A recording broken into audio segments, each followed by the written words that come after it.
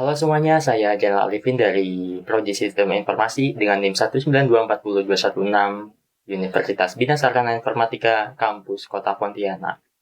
Video ini adalah sebagai pemenuhan tugas mata kuliah Bahasa Indonesia, yaitu tugas ketiga tentang analisis kaidah bahasa dalam pidato kenegaraan oleh tokoh politik, tokoh nasional, tokoh agama, dan lain-lain.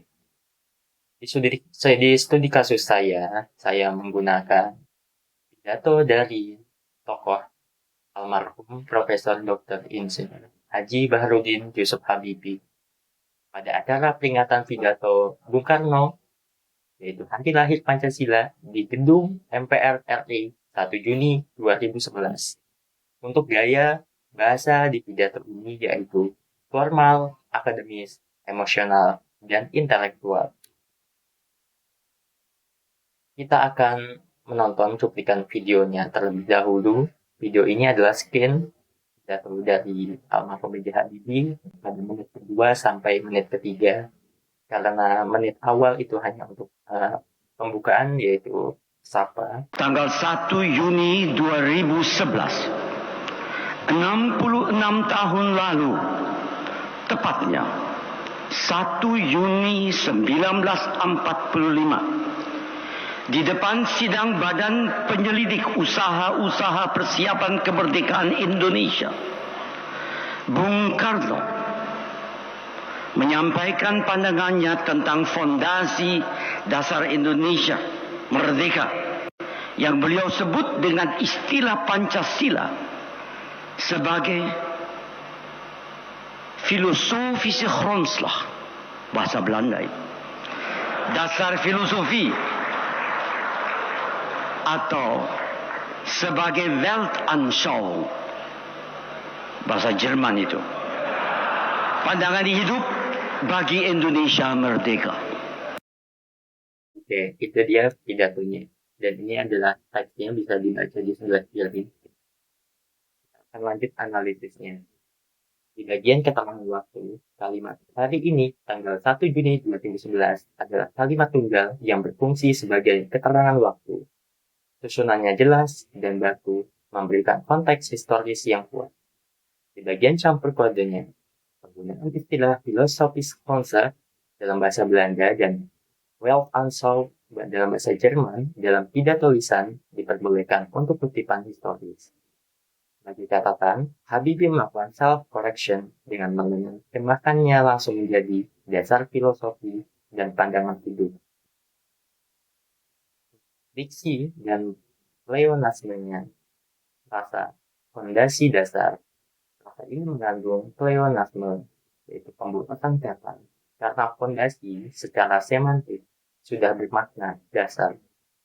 Sebagai contoh, yaitu fondasi dasar sebagai salam pendidikan, fondasi Indonesia Merdeka atau dasar Indonesia Merdeka. Scan yang kedua, bagian dinamika sejarah, sambil penonton bisa lihat di teks sambil mendengarkan video. Selama 66 tahun perjalanan bangsa, Pancasila telah mengalami berbagai batu ujian dan dinamika sejarah sistem politik. Sejak zaman demokrasi parlementer, era demokrasi terpimpin, era demokrasi Pancasila, hingga demokrasi multipartai di era reformasi saat ini. Di setiap zaman, Pancasila harus melewati alur dialektika peradaban yang menguji ketangguhannya sebagai dasar filosofis bangsa Indonesia yang terus berkembang dan tak pernah berhenti di satu titik terminal sejarah. Sejak 1990 menganalisis pelafalan kata bakunya. Ada kata sistem yang diucapkan oleh almarhum B.J. Habibie dan versus sistem. Habibie mengucapkan kata sistem, terdengar vokal I dalam video itu tadi.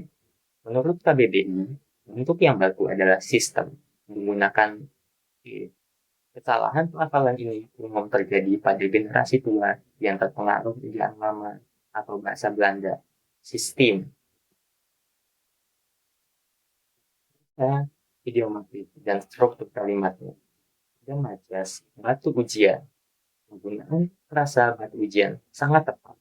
Bermakna percobaan ujian berat yang menentukan kualitas sesuatu. Ini memperkaya estetika pidato. Di bagian struktur kalimatnya ada kalimat sejak zaman demokrasi terbentuk. Secara teknis adalah anak kalimat keterangan waktu yang berdiri sendiri tanpa subjek utama. Dalam tulisan formal, sebaiknya digabung dengan kalimat sebelumnya.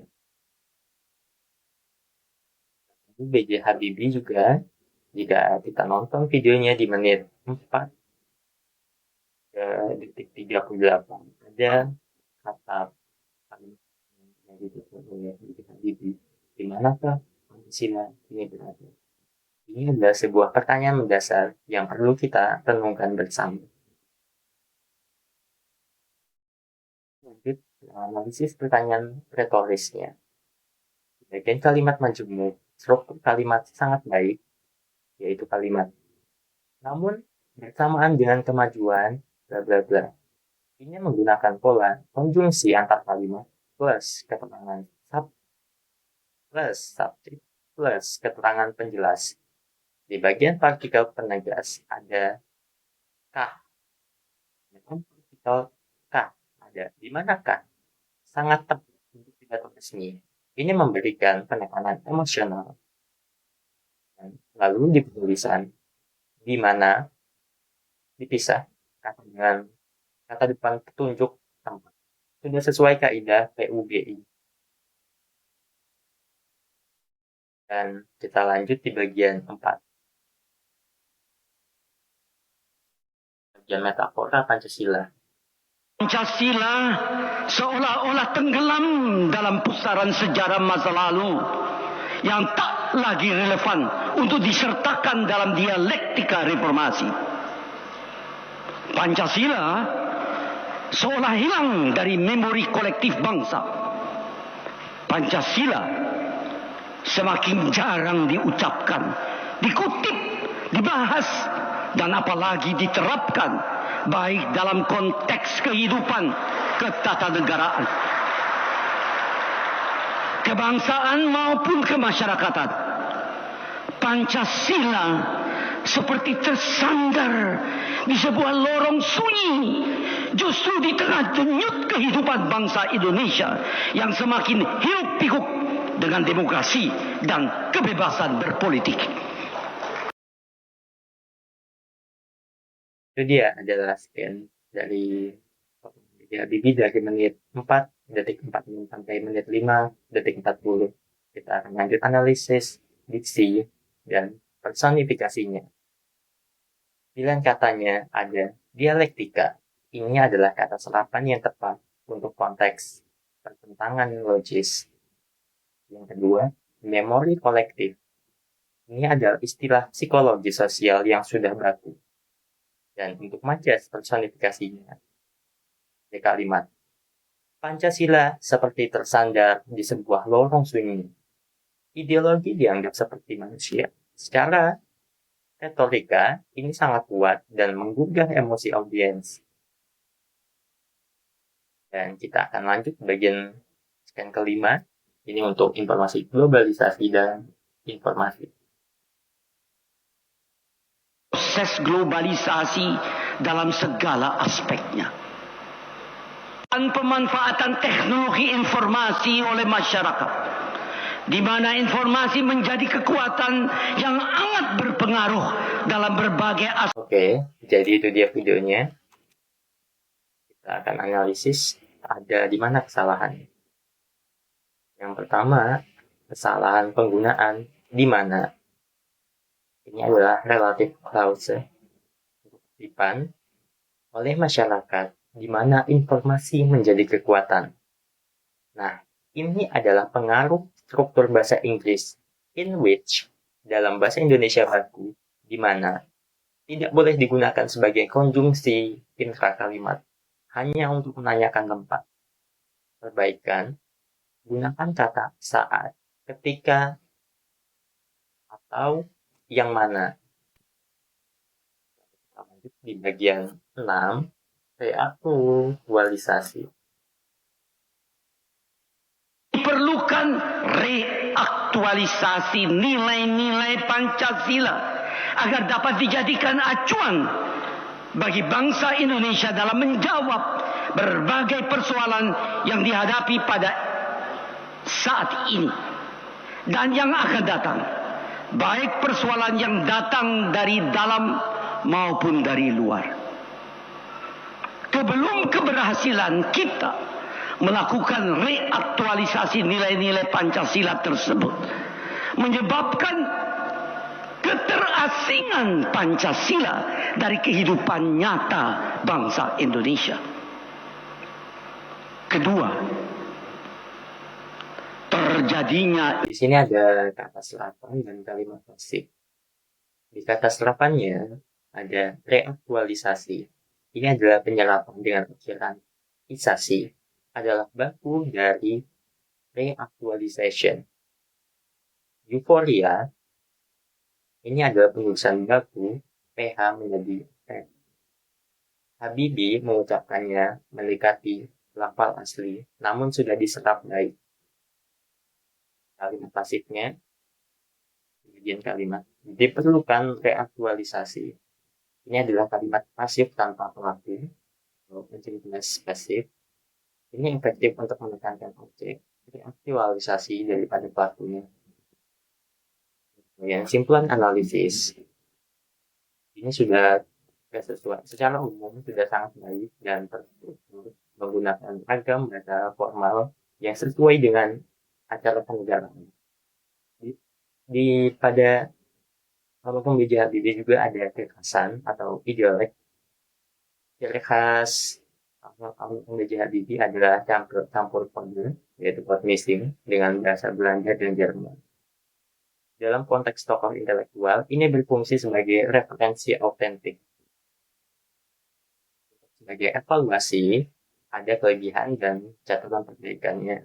Di bagian kelebihannya, diksi yang kaya, ilmiah dan juga sastra, lalu ada struktur kalimat majemuk yang logis, dan intonasi, serta penekanan yang kuat. Untuk catatan perbaikannya, hanya pada penggunaan di mana sebagai konjungsi, lalu ada pelaporan sistem, yaitu tidak mengerti, dan sedikit pleonasme, fondasi dasar. Pidato ini layak menjadi bahan studi bahasa karena memperlihatkan penggunaan ragam ilmiah oleh seorang negarawan. Mungkin itu saja hasil dari analisis pidato B.J. Habibie pada pidato kenegaraan tanggal 1 Juni 2011 yang bertepatan dengan hari lahir Pancasila saat itu. Mungkin itu saja dari saya. Saya Jenderal Arifin mengucapkan terima kasih atas perhatiannya telah menonton video ini sampai akhir. Salam semuanya.